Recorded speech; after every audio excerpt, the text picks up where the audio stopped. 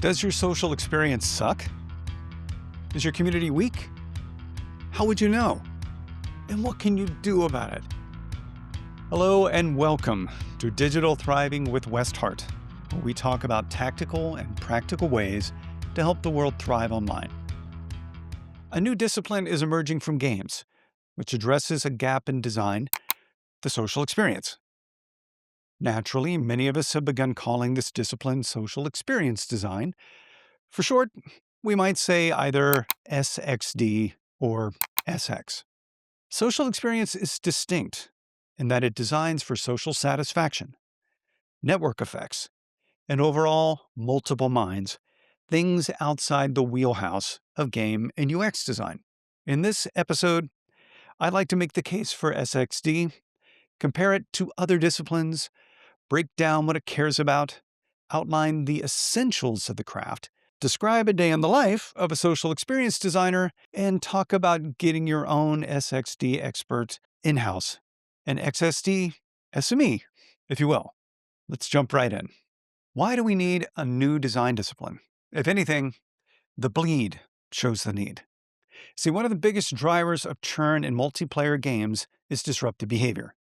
This is the bleed. Games bleed players due to disruptive behavior. Games bleed again by the downstream cost of dealing with that disruptive behavior. So as a game developer, you actually pay twice. First in losing players, and then again with the high cost of moderation. The bleed shows the need, and it's often when game companies see this bleed, they start getting concerned about the social experience. But there's more to this. What many people consider to be intentionally disruptive behavior is often due to situational constraints, misaligned expectations, conflicts of interest, and a number of other factors. These problems can be caused by the design of the social space itself. In such cases, upstream design attention to social conflict risk can help avoid problems. Additionally, proactive focus on social satisfaction can make games stickier. This requires designing for network effects, which in turn can lead to stronger communities. So not only can social experience design lead to less bad, it can also create more good. Reducing disruptive behavior means reducing dissatisfaction. That's fixing what's getting in the way of fun, but it doesn't add any more fun to the experience. It's not making things more socially rewarding, and it doesn't make you feel any more like a force multiplier. The bleed shows the need, but to really succeed, you must produce less bad and more good by designing for social satisfaction and network effects. That's what you can get with social experience design. A colleague of mine, a gaming industry veteran, has said on numerous occasions that game design is about satisfaction. For the sake of this discussion, I'd like to take it just a little further by saying that it's about personal satisfaction. You being satisfied with yourself through playing a game. At the risk of oversimplifying the craft, I believe we can also view UX design in a similar way, it being about product satisfaction. Having been a UX designer for a number of years, yes, I recognize there's more to it than that, but you can probably see where I'm leading. Game design, personal satisfaction. UX design, product satisfaction. Social experience design, social satisfaction. You can also compare these disciplines in terms of play and interaction. Game design is about play, of course. UX design is about interaction. Again, oversimplifying for the sake of brevity. Social experience design is about interplay of people through products. This angle touches on another thing that's a special focus of social experience design: social conditions. In online spaces, social conditions are created by a combination of people, place, and activity. The place is the game context, as well as the player's world around it. What happens in life happens in games, so people will bring with them what's happening to them, with them, from real world to virtual world. The people, of course, are players, and activity includes game-directed actions as well as emergent behaviors. Social experience designers must think about all of these things when they think about social conditions. A social experience designer must also think about social effect for any given element or situation. A social experience designer must also think about social effect For any given element or situation, an SX designer should ask, what's the social effect this will have? Will it be satisfying? You can extend this thinking to the community at large. Even single-player games have an effect on their community. Here's one way. Think of communities as conversations. What are people talking about when they discuss your game? How are they talking? Are they using the language of your game to talk respectfully or to abuse each other? Look at things like community scoreboards. Does the design bring out the best in players, or does it drive them to be abusive? Social effect begins in design, but not game or UX design, at least in terms of accountability. Speaking of accountability, there's the topic of behavior policy. One more thing that other design disciplines rarely, if ever, get into. But wait, there's more. Here's a list of topics that are common to social experience design. Some are shared, at least at times, by other disciplines. Group dynamics, groupness, mutuality, unity, cohesion, disruption, assurance, self-efficacy, self-determination, motivation, expectation, intention. We got a lot of Asians here. Hold on.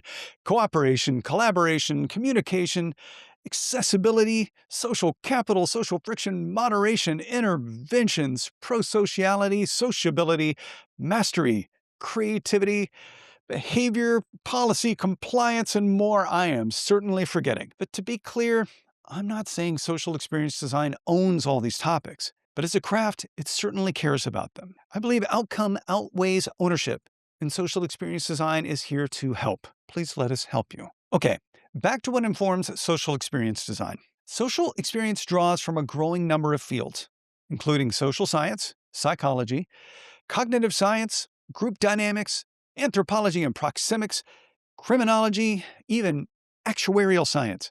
Not kidding, the kind of thing insurance companies use. But I'll get into that some other time. There are also a growing number of design disciplines that equip and inspire social experience, such as environmental design, architectural design, urban design, and biophilic design, which blends environmental psychology, biology, and architecture, UX, UI, service design, extended reality, motion design, and of course, game and system design. So what are the essentials of social experience design?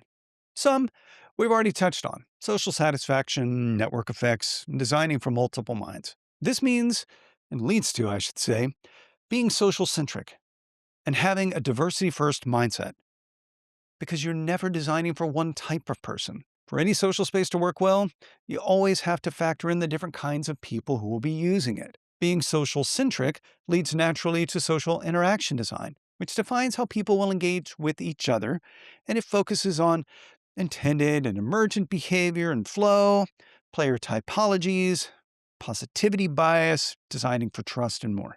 Social interaction happens within a space, so social architecture design is also important. If you're familiar with the Gamers framework, this is the setting part. Social architecture design is about how the place affects the people and how it affects the interactions within it. Now, research and translation are another essential of social experience design. But note, I said research and translation because we don't always need to create new solutions where solutions already exist. And given that players are people and people have been studying people since people, there are a lot of real-world solutions that we can leverage for digital spaces. Now, that being said, you can do things in digital spaces that you can't in physical ones, like literally stand in the same place or on top of each other, or even walk through a person. These solutions and others definitely require new thinking and solutions. That brings us to ideation and experimentation. These are essential to social experience designers. They must be good at generating fresh ideas, and it helps to have a vast knowledge of social features, systems, and products, games or otherwise. Social experience designers should be ready and able to experiment and test, to prototype and let the ideas fight it out in labs and playtest as appropriate. Prototyping can take many forms, from tabletop paper models to fully interactive lab-ready pseudo-apps. Now, beyond these are a whole slew of capabilities I'd expect from any design discipline: collaboration, problem-solving, presentation, communication, and more. But in this day and age, there's also having a solid understanding of machine learning and AI for application in online spaces. But that's a whole other topic. What kinds of tools do social experience designers use? All kinds. Some will likely be familiar, some not. Let's start with the familiar. Docs, spreadsheet, presentation tools? Sure. Note taking tools of all kinds, including AI. These are probably things you could guess. For sharing and discussing research, I've lately been using Mural a lot. I've used Mural for a bunch of things, including developing social experience maps and wireflows. For others, Figma seems to be a good go-to, especially when it comes to UX UI stuff. Now, when it comes to prototyping tools, opinions vary a lot. I'm personally fond of ActureRP because I've got a background in coding and I like creating highly interactive prototypes. I've also used Acture to create things like multi-perspective prototypes, so a special type of prototyping that hopefully we can talk about at a later date. Other social experience designers are not so comfortable with my highly interactive approach and use other tools that don't require so much coding knowledge. Not sure if there's a good suggestion here. I apologize. Now, prototyping can be done with in-game engines, but since that type of work leans more towards technical design, we'll have someone else talk about that on our show at a later date. What about some unfamiliar tools? Well, lots of frameworks and models. Here's a short list of recommendations that you can find on the Digital Thriving Playbook: the rafting model, CGI, the ECE framework, the Gamers framework, which is a personal favorite of mine, the chapters method, player typologies, and we're just getting warmed up. Social experience designers use all of these tools and more to create whatever is necessary to deliver what I call the three rights: right problem, right solution, right execution. This is my design process. Now, deliverables can take the form of design docs and spreadsheets, proposals, pitch decks, research decks. We talked about mural boards and prototypes, but also simulations, policies, formulas, storyboards, and more. When I first started writing this episode, I thought a lot about doing a day in the life type thing. But that was more difficult than anticipated. The typical day for a social experience designer, well, it can vary wildly. Really depends on the type of project, state of the game, social tier, individual, group, community, or combinations thereof, behavioral focus, size of the company, and other factors. Thinking about the kinds of social experience work I've seen just within the last few months by different folks, it kind of hurts my brain. UX design and iteration, penalty ladder, iteration and implementation, standards crafting, genre and social architecture research, social geometry development, onboarding, stranger to connection explorations, storyboard crafting, community packed rollouts, and lots more. Some SX designers are more visual, others are more technical. Some are both. There's a quality of adaptation that's prevalent among them, no doubt. Social experience designers on any given day may be partnering with product owners, engineers, QA, researchers, insights folks, data scientists, policy writers, trust and safety, legal, compliance, accessibility, and of course other designers like game, narrative, UX, and social experience. So yeah, I gave up on the day of the life angle. It was easier just to describe what the work can look like. So if you've come this far, you hopefully see the need for social experience design. You may also see a need to get a social experience designer for your team or company. Well, I feel I should emphasize a few points. First, social experience design is emergent. It's growing, evolving, clarifying itself.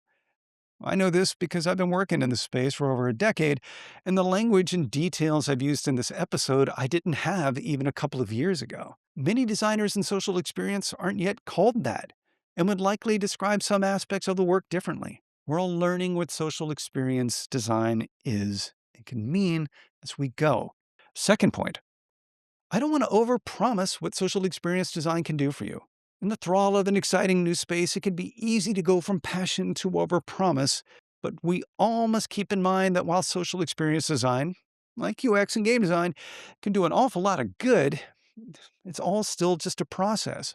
And the process sometimes produces magic, other times not so much. The third and final point, there's a problem that falls between needing and getting, which is availability. As I've said, social experience design is an emergent discipline, and there aren't that many of us yet. Not to imply that social experience design is not out there. It is. The craft pops up in different places with different names. I've heard player behavior, player dynamics, pro-social, behavior by design, social dynamics design, social behaviors, social systems, or just simply social. Some of us work on social experience 100% of the time and are fairly referred to as social experience designers. But sometimes I see game designers wearing the social experience hat, though they're still called game designers. Other times, it's user experience. I also see folks who identify as trust and safety using the term safety by design, which indicates yet one more group heading in the same direction. But I believe it's the hat that makes it happen. You need someone to wear the hat of social experience in order for that area to get the proper attention. It's like with UX design. Everybody should care about the user experience, but someone needs to wear the hat of UX to keep the design user-centric. In social experience, someone must wear the hat to keep things social-centric. So my recommendation? Wear the hat where you're at. Tap someone on your team to be responsible for keeping you social-centric. Give them space to grow your social experience design muscles. Require them to leverage the Digital Thriving Playbook, which is one of the best resources for this type of work. And in time, the industry will catch up. We started this episode with some compelling questions. Does your social experience suck? It's your community week. How would you know? And what can you do about it? Social experience designs for social satisfaction, social conditions, network effects, and multiple minds, which makes it distinct from other disciplines. At the very least, the bleed shows the need for the craft, bleed being churned due to disruptive behavior. But social experience cares about much more than disruptive behavior. It's ultimately about fulfilling the promise of your product, and that means caring about many other behaviors, from pro-social to creativity to mastery and beyond. The work of social experience design is varied. It requires lots of familiar and unfamiliar tools, fields of knowledge and skills. Given it's a young field, social experience design can be difficult to hire for, which leads to one tactical and practical thing you can do. Wear the hat where you're at. Tap one person to carry the social-centric torch, and you'll be one step closer to happier players and a stronger community. That's it for this episode. Thank you for joining. Please hit subscribe wherever you're watching, and I hope you're thriving out there.